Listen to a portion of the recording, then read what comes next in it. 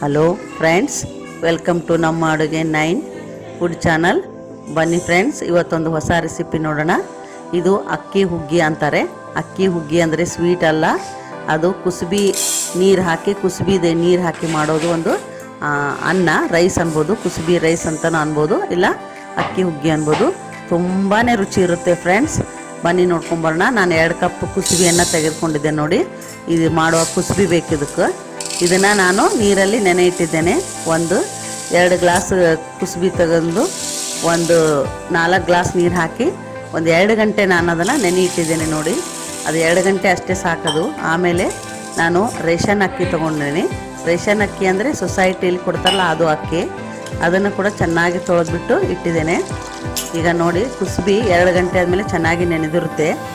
ಚೆನ್ನಾಗಿ ನೆನಿಬೇಕು ಫ್ರೆಂಡ್ಸ್, ಅದು ಅಂದರೆ ಅದು ಅಕ್ಕಿ ಕುಸುಬಿ ಹಾಲು ಸರಿಯಾಗಿ ಬರುತ್ತೆ. ಈಗ ನಾನು ಅನ್ನ ಮಾಡಲಿಕ್ಕೆ ಕುಕ್ಕರ್ ಇಟ್ಟಿದ್ದೇನೆ. ಸೊಸೈಟಿಯಲ್ಲಿ ಸಿಗುವಂಥ ಅಕ್ಕಿಯಿಂದ ನಾನು ಅನ್ನ ಮಾಡೋಕ್ಕೆ ಕುಕ್ಕರೆಲ್ಲ ರೆಡಿ ಮಾಡಿದ್ದೇನೆ ನೋಡಿ. ಇದನ್ನು ನಾನು 3 ಕಪ್ನಷ್ಟು ಅಕ್ಕಿ ತೆಗೆದುಕೊಂಡು ಅನ್ನ ಮಾಡಲಿಕ್ಕೆ ರೆಡಿ ಮಾಡಿದ್ದೇನೆ. ಬೇಕಾಗುವಷ್ಟು ನೀರು ಮತ್ತು ರುಚಿಗೆ ತಕ್ಕಷ್ಟು ಉಪ್ಪನ್ನು ಹಾಕಿ ಕುಕ್ಕರನ್ನು ರೆಡಿ ಮಾಡಿದ್ದೇನೆ. ನಾವು ಅಕ್ಕಿ ಹುಗ್ಗಿ ಮಾಡುವಾಗ ಕುಸುಬಿ ಮತ್ತು ರೇಷನ್ ಅಕ್ಕಿಯನ್ನು ಬಳಸಬೇಕು. ಇವೆರಡು ಉಪಯೋಗ ಮಾಡಿದರೆ ಅಕ್ಕಿ ಹುಗ್ಗಿ ಚೆನ್ನಾಗಿರುತ್ತೆ. ಅಕ್ಕಿ ಹುಗ್ಗಿ ಅಂದರೆ, ಇದು ಹುಗ್ಗಿ ಅಂದರೆ ಸ್ವೀಟ್ ಅಲ್ಲ, ಇದು ಅನ್ನ. ತುಂಬ ರುಚಿ ಇರುತ್ತೆ. ಹಬ್ಬ ಹರಿದಿನಗಳಲ್ಲಿ ನಾವು ಇದನ್ನು ಮಾಡ್ಬೋದು. ಎಲ್ಲರೂ ತುಂಬಾ ಇಷ್ಟಪಡ್ತಾರೆ. ಈಗ ನೋಡಿ, ಇದು ಕುಸುಬಿ ಚೆನ್ನಾಗಿ ನೆನೆದಿದೆ ನೀರಲ್ಲಿ. ಆಮೇಲೆ ನಾನೊಂದು 3 ಏಲಕ್ಕಿ ತೆಗೆದುಕೊಂಡಿದ್ದೇನೆ. ಹಾಗೆ ಒಂದು ಸಣ್ಣ ಕಪ್ಪಲ್ಲಿ ಗಸಗಸೆ ಕೂಡ ತೆಗೆದುಕೊಂಡಿದ್ದೆ ನೋಡಿ. ಇದನ್ನು ಹಾಕಿದರೆ ರುಚಿ ಇರುತ್ತೆ. ಆಮೇಲೆ ಈ ಕುಸುಬಿನ ಸರಿಯಾಗಿ ನಾವು ತೊಳೆದ್ಬಿಟ್ಟು ಅದನ್ನು 2 ಸಲ ನೀರಲ್ಲಿ ಹಾಕಿ ತೊಳೆದ್ಬಿಟ್ಟು ನೆನೆಸಿಬಿಟ್ಟು ಅದನ್ನು ಜಾರಲ್ಲಿ ಹಾಕ್ತಾಯಿದ್ದೆ ನೋಡಿ. ಈ ರೀತಿ ನಾವು ಜಾರಲ್ಲಿ ಹಾಕಬೇಕು. ಕುಸುಬಿನ ಸ್ವಲ್ಪ ನೀರನ್ನು ಹಾಕಿಬಿಟ್ಟು ಅದನ್ನು ನಾವು ಗ್ರೈಂಡರ್ ಮಾಡಬೇಕು. ಜಾರಲ್ಲಿ ಹಾಕಿದ್ದೇನೆ ನೋಡಿ.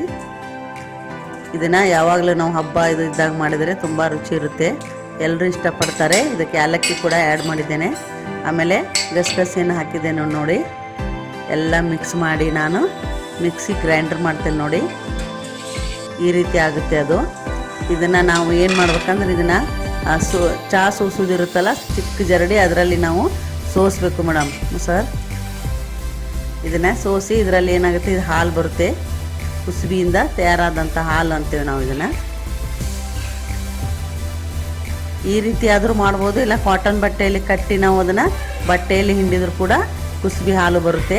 ಈಗ ರೇಷನ್ ಅಕ್ಕಿ ಅನ್ನ ಮಾಡಿದ್ದೇವಲ್ಲ, ಈ ಅನ್ನನ ನಾವು ಮೆತ್ತಗೆ ಮಾಡಬೇಕು ಫ್ರೆಂಡ್ಸ್. ಅದನ್ನು ಒಂದು ಪಾತ್ರೆಯಲ್ಲಿ ಹಾಕಿಬಿಟ್ಟು ನಾವು ರೆಡಿ ಇದ್ದಂಥ ಕುಸುಬಿ ಹಾಲನ್ನು ಅದರಲ್ಲಿ ಆ್ಯಡ್ ಮಾಡಬೇಕು ನೋಡಿ. ಅಕ್ಕಿ ಅನ್ನ ಮಾಡಿದಂಥ ಅನ್ನದಲ್ಲಿ ಕುಸುಬಿ ಹಾಲನ್ನು ಹಾಕ್ತಾ ಇದ್ದೇನೆ. ಇದನ್ನು ನಾವು ಸ್ಲೋ ಫ್ಲೇಮ್ ಇಡಬೇಕು, ಗ್ಯಾಸ್ ಮೇಲೆ ಇಟ್ಟು ಪಾತ್ರೆಯಲ್ಲಿ ಇದನ್ನು ಚೆನ್ನಾಗಿ ಮಿಕ್ಸ್ ಮಾಡಿ ಚೆನ್ನಾಗಾಗುತ್ತೆ ನೋಡಿ. ಇದನ್ನು ಈ ರೀತಿ ಬಿಸಿ ಬಿಸಿ ಇರುವಾಗಲೇ ಇದನ್ನು ತಟ್ಟೆಗೆ ಹಾಕಬೇಕು. ಬಿಸಿ ಬಿಸಿ ಇರುವಾಗಲೇ ಇದನ್ನು ತಿನ್ನಬೇಕು.